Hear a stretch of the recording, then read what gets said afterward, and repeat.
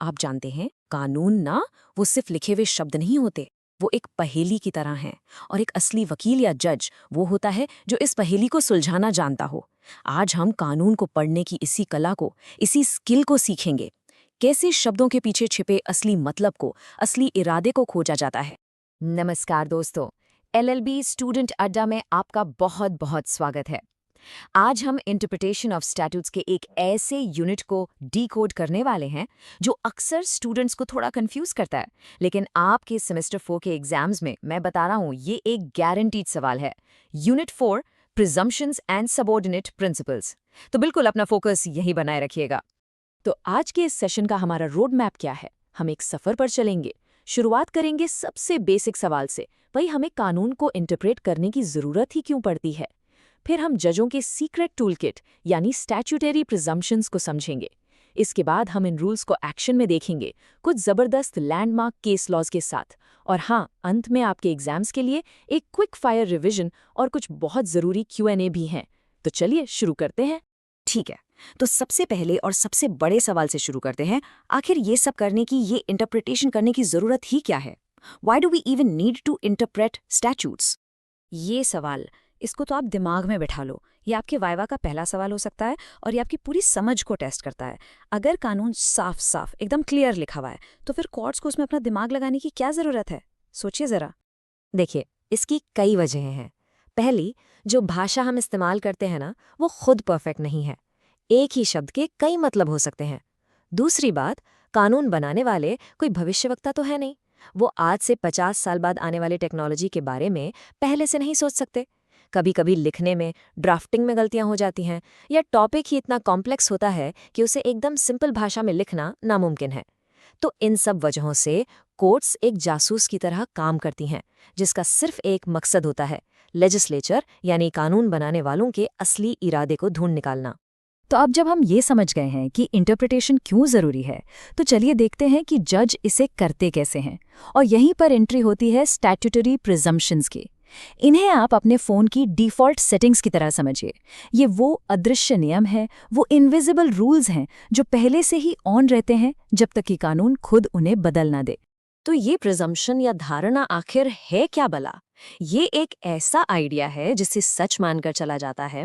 इसे कानूनी व्याख्या का आधार माना जाता है जब तक कि कानून खुद बिल्कुल साफ साफ शब्दों में कुछ और ना कह दे। ये किसी भी जज के लिए एक स्टार्टिंग पॉइंट होता है। थ्योरी तो बहुत हो गई, पर असली मजा तो इसे एक्शन में देखने में है ना? तो अब आते हैं इस एक्सप्लेनर के सबसे जरूरी हिस्से पर, जहां हम इन प्रिजम्पशंस को लैंडमार्क केस लॉज के आईने में देखेंगे। पहला और सबसे पावरफुल प्रिजम्पशन है ज्यूरिसडिक्शन को लेकर। कोर्ट्स हमेशा ये मानकर चलती हैं कि कोई भी नया कानून किसी सुपीरियर कोर्ट के अधिकार क्षेत्र को, उसकी पावर को छीनने के इरादे से नहीं बनाया गया है। अगर ऐसा करना भी है तो कानून में बहुत ही ज्यादा साफ और स्पष्ट शब्दों में लिखा होना जरूरी है। दोस्तों, ये case law Dhulabhai versus state of MP, इसे आप अपने नोट्स में स्टार मार्क कर लीजिए, क्योंकि ये एग्जाम में छपा हुआ मिलेगा। सुप्रीम कोर्ट ने इसमें गोल्डन रूल दिया। आप हमेशा ये मानकर चलेंगे कि सिविल कोर्ट के पास हर मामले को सुनने का अधिकार है। ये अधिकार तभी छीना जा सकता है जब कानून साफ साफ कोई दूसरा दरवाजा, मतलब कोई स्पेशल रेमेडी दिखाता हो और सिविल कोर्ट के दरवाजे पर एक बड़ा सा नो एंट्री का बोर्ड लगाता हो। अगला प्रिजम्पशन है असुविधा या बेतुकेपन के खिलाफ। मतलब ये कॉमन सेंस की बात है। कोर्ट ये मानकर चलती है कि लेजिस्लेचर कोई ऐसा कानून नहीं बनाना चाहती जो अव्यावहारिक हो, जो अन्यायपूर्ण हो, या जिसके नतीजे एकदम बेतुके, एकदम अब्सर्ड हों। इसलिए जज कानून को हमेशा इस तरह से इंटरप्रेट करेंगे कि कोई हास्यास्पद नतीजा न निकल जाए। और इसी बात को ये कोटेशन बिल्कुल सही तरीके से पकड़ता है। कोर्ट्स हमेशा ये मानती हैं कि कानून बनाने वाले समझदार हैं, मूर्ख नहीं। वो जानबूझकर कोई गलत या ऐसा कानून नहीं बनाएंगे जिसका कोई मतलब ही न निकले। अब आते हैं कानून के एक और गोल्डन रूल पर। ये एक लैटिन मैक्सिम पर आधारित है, कोई भी इंसान अपनी ही गलती का फायदा नहीं उठा सकता। सोच कर देखिए, अगर कोई व्यक्ति इंश्योरेंस के पैसे हड़पने के लिए अपनी ही दुकान में आग लगा दे, तो क्या कानून उसे इंश्योरेंस का पैसा क्लेम करने देगा? कभी नहीं। कोर्ट्स हमेशा कानून को इसी नजरिए से देखती हैं कि कोई अपराधी अपनी ही गलती से अमीर न बन जाए। एक बहुत ही जरूरी प्रिजम्पशन है, कानून को हमेशा भविष्य के लिए बनाया जाता है, जिसे हम कहते हैं प्रोस्पेक्टिव, ना कि बीते हुए समय के लिए, जिसे कहते हैं रेट्रोस्पेक्टिव। खासकर तब जब कोई कानून किसी पर नई जिम्मेदारी डाल रहा हो या किसी के पहले से मिले हुए अधिकारों को छीन रहा हो। हाँ, एक बात ध्यान रखना जरूरी है कि जो प्रोसीजरल लॉज होते हैं वो रेट्रोस्पेक्टिव हो सकते हैं, लेकिन जो सब्सटेंटिव लॉज होते हैं ना, वो आमतौर पर प्रोस्पेक्टिव ही होते हैं। ठीक है, तो प्रिजम्पशंस हो गए हमारे बड़े सिद्धांत जो जज के दिमाग में चलते हैं, लेकिन जब उन्हें असल में कानून के शब्दों से, उसकी भाषा से जूझना पड़ता है, तब काम आते हैं सबऑर्डिनेट प्रिंसिपल्स। इन्हें आप कानून की ग्रामर समझ सकते हैं। ये वो नियम है जो बताते हैं कि एक वाक्य का सही मतलब कैसे निकाला जाए। अब ये जो दो नियम है ना, ये भाई भाई जैसे लगते हैं और एग्जामिनर्स का फेवरेट कंफ्यूजन पॉइंट है। पहला है नोसिचोर आ सोसियस, जो एक सीधा साधा नियम है, जैसी संगत वैसी रंगत। मतलब एक शब्द का मतलब उसके साथ बैठे शब्दों से पता चलता है। दूसरा है एज्यूस्डेम जेनरस, ये थोड़ा और स्पेसिफिक है। ये कहता है कि अगर एक लिस्ट है, जैसे कार, बस, मोटरसाइकिल और अन्य वाहन, तो यहाँ अन्य वाहन का मतलब हवाई जहाज या नाव नहीं होगा, बल्कि जमीन पर चलने वाला कोई और वाहन ही होगा। ये उस लिस्ट की क्लास को फॉलो करता है। तो एज्यूस्टम जेनरस का नियम लागू करने का एक सीक्रेट फॉर्मूला है, एक चेकलिस्ट है। बस ये 5 शर्तें पूरी होनी चाहिए। कानून में कुछ खास शब्दों की लिस्ट हो, वो शब्द मिलकर एक क्लास या कैटेगरी बनाते हों, वो लिस्ट अपने आप में पूरी ना हो और उनके बाद एक जनरल शब्द आए। और सबसे ज़रूरी, कानून में कोई और इरादा जाहिर न किया गया हो। सिद्धेश्वरी कॉटन मिल्स के इस केस से ये नियम बिल्कुल पानी की तरह साफ हो जाता है। सवाल ये था कि एक टैक्स कानून में ब्लीचिंग, डाइंग, प्रिंटिंग के बाद जो एनी अदर प्रोसेस लिखा है, क्या उसमें सिर्फ कपड़े को प्रेस करने जैसा कैलेंडरिंग भी शामिल है? सुप्रीम कोर्ट ने कहा नहीं, बिल्कुल नहीं, क्योंकि पहले दिए गए सभी शब्द एक खास तरह की मैन्युफैक्चरिंग एक्टिविटी हैं जो कपड़े को बदल देती हैं। इसलिए एनी अदर प्रोसेस का मतलब भी उसी तरह की मैन्युफैक्चरिंग एक्टिविटी से होगा, न कि किसी मामूली फिनिशिंग प्रोसेस से। अब नॉस्टिचूर एसोसिएट्स का एक बहुत ही सरल सा उदाहरण देखते हैं। मान लीजिए कानून में लिखा है commercial establishments like cinemas, theatres and other places of amusement. यहाँ अदर प्लेसेस ऑफ अम्यूजमेंट का क्या मतलब होगा? इसका मतलब उसके साथियों से, यानी सिनेमाज और थिएटर्स के संदर्भ में समझा जाएगा। मतलब ये उन जगहों की बात कर रहा है जहां लोग मनोरंजन के लिए जाते हैं, न कि किसी पार्क या खेल के मैदान की। ये नाम सुनकर डरना मत, ये सबसे आसान नियमों में से एक है। रेडेंडोस सिंगुला सिंगुलस का मतलब है हर एक को उसके अपने साथी से मिलाओ। मान लीजिए कानून कहता है if any man shall draw or load any sword or gun, तो इसका मतलब ये तो नहीं हो सकता कि आप तलवार को लोड कर सकते हैं।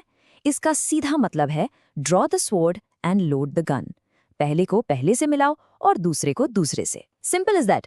चलो दोस्तों, अब वक्त है एक super fast quick fire revision का। 30 सेकंड से भी कम समय में सब कुछ दोहराते हैं। तैयार है? Let's go. की प्रिजम्पशंस। जुरिस्डिक्शन, कोर्ट का अधिकार हमेशा रहेगा जब तक साफ मना ना किया जाए। इनकन्वीनियंस, कानून हमेशा समझदारी भरा माना जाएगा, बेतुका नहीं। ओन रॉन्ग, कोई अपनी गलती से फायदा नहीं उठा सकता। एंड रेट्रोस्पेक्टिव, कानून आज से आगे के लिए है, बीते हुए कल के लिए नहीं। सिंपल। और सबऑर्डिनेट प्रिंसिपल्स, नॉसिटर असोसियस, शब्द को उसके दोस्तों से पहचानो। ईजस देम जेनरस, लिस्ट के बाहर मत जाओ, अपनी क्लास में रहो। रेडेंडो सिंगुला सिंगुलस, पहले को पहले से, दूसरे को दूसरे से मिलाओ। डन। देखा कितना आसान था। और अब आता है आखिरी और सबसे जरूरी सेक्शन। रिवीजन तो हो गया, लेकिन अब देखते हैं कि एग्जाम में इसका इस्तेमाल कैसे करना है और टॉप स्कोरिंग आंसर्स कैसे लिखने हैं। ये पहला सवाल देखिए। ये ज्यूरिसडिक्शन के प्रिजम्पशन पर एक क्लासिक पेटेंटेड एग्जाम क्वेश्चन है। इसमें आपको दिए गए स्टेटमेंट को केस लॉ के साथ डिस्कस करना है। तो देखिए, इसका एक परफेक्ट आंसर लिखने के लिए ये स्ट्रक्चर फॉलो करें। सबसे पहले ज्यूरिसडिक्शन के प्रिजम्पशन का परिचय दें, फिर समझाएं कि ज्यूरिसडिक्शन को खत्म करने के लिए कानून में स्पष्ट प्रावधान होना चाहिए, इशारा नहीं।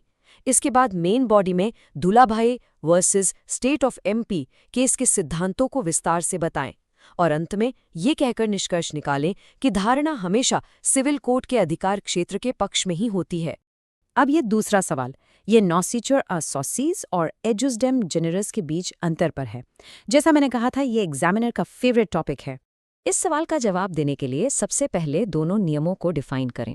बताएं कि नॉसिटर असोसियस एक बड़ा जनरल नियम है और एजुस्टम जेनरस उसी का एक स्पेसिफिक एप्लीकेशन है। सबसे ज़रूरी अंतर यह है कि एजुस्टम जेनरस के लिए एक स्पष्ट क्लास या जीनस का होना ज़रूरी है, जो नॉसिटर असोसियस के लिए ज़रूरी नहीं है। और हाँ, अपनी बात को साफ करने के लिए दोनों के उदाहरण ज़रूर दें।